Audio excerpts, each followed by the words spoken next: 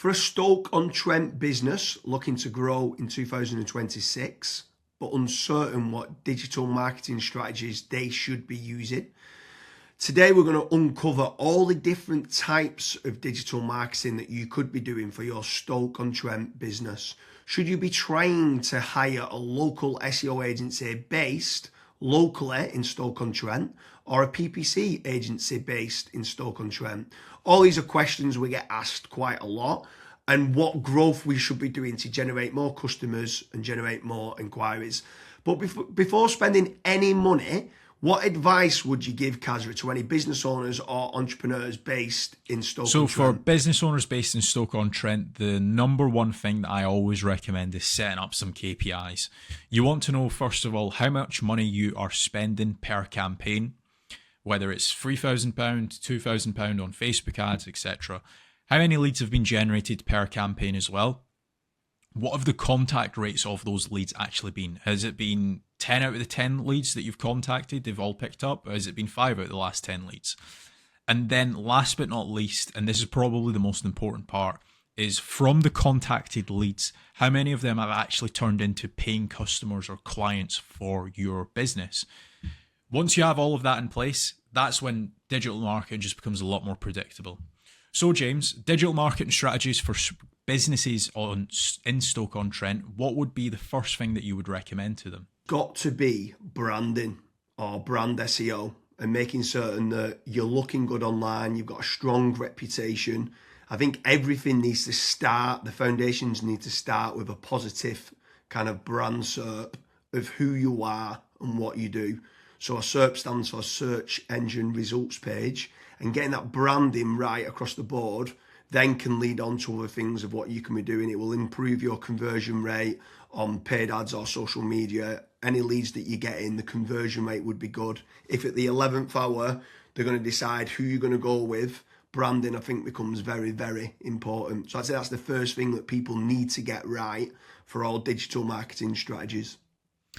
My next strategy is going to be AI visibility. I feel like more and more companies are actually looking into this. So what does ChatGPT, Claude, Gemini, Grok, Perplexity say about your brand or about your business? Is it a positive thing or is it a negative thing? And also trying to figure out what it says about your competitors as well.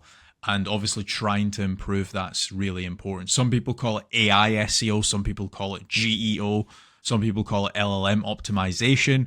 But this is going to be a big thing in 2026 and also in the years to come as well. Yeah, I think that's a huge strategy that people need to be looking at with regards to artificial intelligence. More and more people are obviously using AI. The next one for me is filling in the form at FatRank or Promo SEO, which do a commission-based lead generation service for UK companies looking to grow. I think it's important to be looking at your own digital marketing efforts to generate your own leads, but also if you can use some freelancers and outsource some as well, you've got that diversification of leads. So head on over to fatrank.com, fill in the form and see whether they can help you with a no-risk supply of inquiries. Promise you'll also do a very similar performance-based lead generation service as well that you might want to fill in the form with there, and just double check whether you can go and get a third-party lead generation company to top up and start generating you some leads for your business to grow in 2026. Yeah, and then next on the list is Google Business Profiles, so Google Map listings. This is like local SEO where you basically just try and get more reviews. You build out your Google Business Profile in your local area. Now, there's pros and cons to this. I think the biggest pro is that once it is actually ranking, you're going to be consistently generating leads. However, to get from nowhere, like let's say you do not have a Google Maps listing at all, to get it ranking to position number 1, the issue you've got with that is there might be, let's say, a 60 or 100 review deficit. And to obviously get those reviews, you need leads. So it's one of those things. It's like the chicken and the egg. I for one just think it's good for personal branding or for branding of your company. So always try and get the Google Maps listing, but you should always know the pros and cons to it as well. Yeah, for certain. If you're in a local area, you want to try and get those local maps listing. For me, you need to be omni-channel and omnipresent. Yeah. I think the next part is SEO in general, so organic SEO. Can you be building up your website to try and get your website ranking better? If you are in local area, you might want to do your service with the area of where you cover. So like plumbing in Manchester, create a page for that. Hopefully then share that on the Google business profile of what you mentioned. But trying to get organic rankings, the amount of search volume that people are out there searching for different services of what you do, or it could be some blog posts that you could be doing as well. There's different strategies on there that you can be doing, but ideally you want good quality content, build up topical authority, and try and get some third-party backlinks to power up the site to get those organic SEO rankings. I think that's another big part that you need to be doing as part of your digital marketing strategies in 2026. Yeah, and then the next one, which kind of ties back to what you were saying before, James, is obviously organic social media. Now, organic social media, I think it's more of a numbers game. So try to create good content that your audience would actually view. Like I see this time and time again where I look at brands and they've just published maybe 4 or 5 posts on their Instagram profile and they've not been active for 3 years, right? That's not going to drive you sales. But if you can do how-tos, if you can do guides, maybe you can do before and afters, right? If you can do content like that, that way people will see you on socials and they will actually click to actually figure out more about you, fill in the contact form. The caveat to organic social media, yes, it's free to do. It's not like PPC, for example, but it is very much a numbers game. So you want to be consistently uploading, maybe not every day, but at least 3 or 4 times a week. Yeah, for sure. On the subject of social media, paid social ads as well is massive. I'm a massive advocate of the kind of the dollar a day strategy of what people talk about. So if you are going to be taking the time to be posting every day, like you mentioned there for organic social media, just spending a few pounds on those posts and boosting it. So getting case studies, any awards that you've won as well for reputation and starting boosting that. You can also be running retargeting ads. So if anyone's clicked through to your website, you can be running retargeting, which is paid social as well.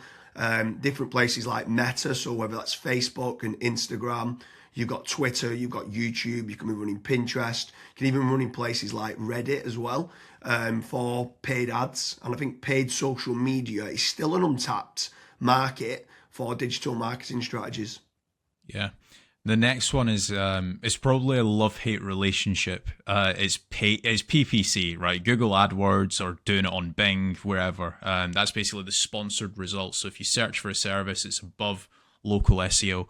Now, I have spoken, and both myself and James, we've both spoken to so many business owners that are either they've spent 10, 15, 20,000 pound on it, and they've not had a single result, or they might have had a few leads and it's just not been of quality. Or you've got other guys that have spent hundreds of thousands on it and they're like, it's the best thing that's ever happened to my business. Now, the reason why people are either they absolutely love it or they absolutely hate it is probably down to how it's been set up. Like there's so many different nuances to PPC, like for example, having a really proactive negative keyword list, making certain that you have a set of banned IPs. Like, for example, your competitors could be clicking on your ads and that's deemed as what's called click fraud.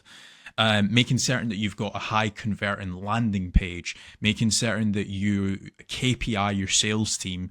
So when a PPC lead comes in, that is one of the first priorities that they actually take when it comes to contacting the lead. There's all of these different nuances, and if you're not on the ball with PPC, it's probably not going to work for your business. However, if you've got a really good, well-refined sales team, you've got a really good landing page, you've got a well-kept, up-to-date negative keyword list, you are using click fraud software, at that point, it will actually probably perform well for you. But again, just know the pros and cons to PPC. Yeah, for sure. There's certainly pros and cons. There's benefits of using it to get instant leads, but like you said, the amount of people that we speak to that have burnt a lot of budget and not had the inquiries and stuff that's come through as part of the digital marketing is pretty scary. While we're on the subject of paid, obviously we spoke about paid social ads, and now you've spoke there about PPC with Google or Bing. I'm going to throw in the mix paid ads on AI platforms.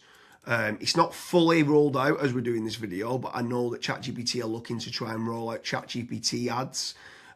Claude, Perplexity, other kind of LLMs might start rolling it out in 2026.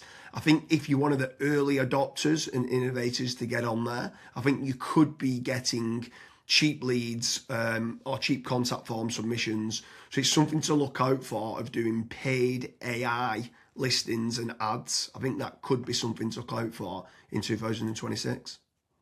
Next on the list, and this is a little bit out of control. You do obviously have like forums that you can get your brand mentioned in, like for example Reddit and Quora.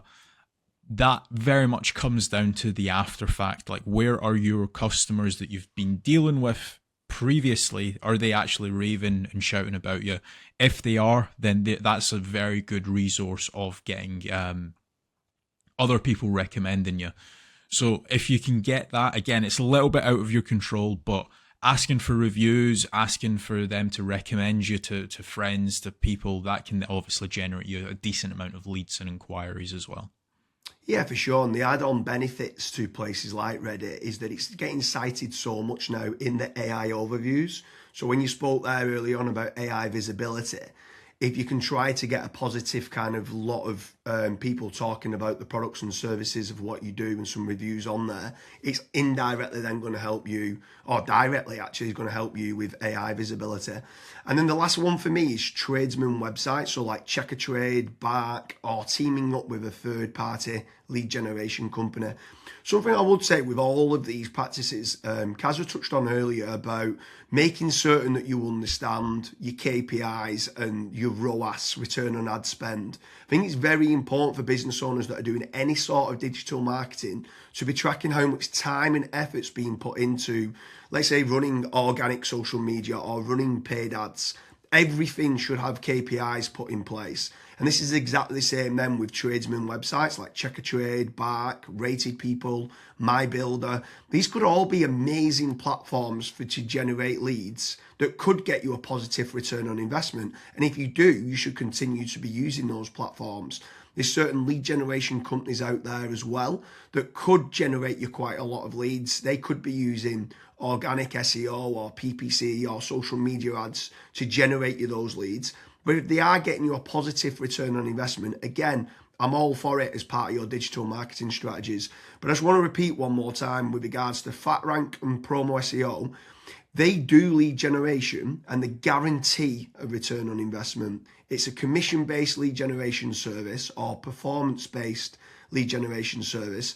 So make sure you head on over there, fill in the form. That could just be one part of generating leads of many. You should be trying to generate your own. You should never have a single point of failure, and you should be trying to get that diversification. But make sure you head on over to Promo SEO or FatRank lead generation service as part of your digital marketing efforts in 2026.